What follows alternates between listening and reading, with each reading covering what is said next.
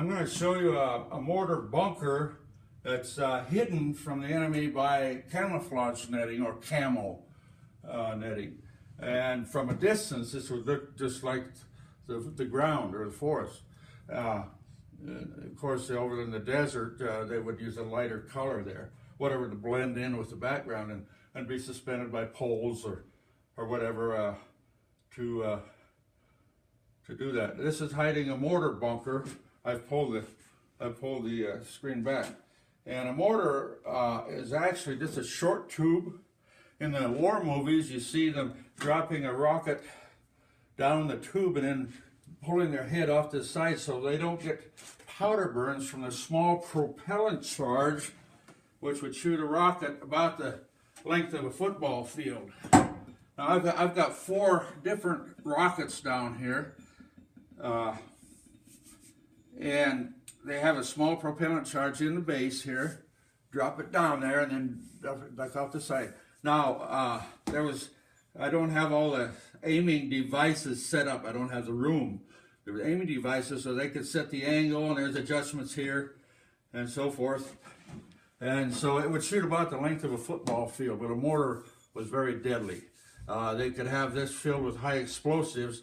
It would explode this case of the projectile here into small chunks of hot metal called shrapnel. Very deadly. This one here was made in 1940, 81 millimeter mortar. Now,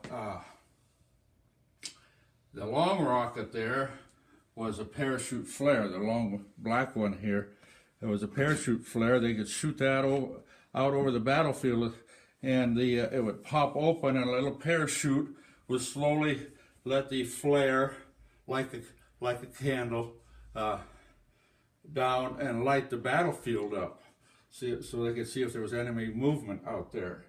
And there's those that had poison gas or phosphorus, which would burn anything, and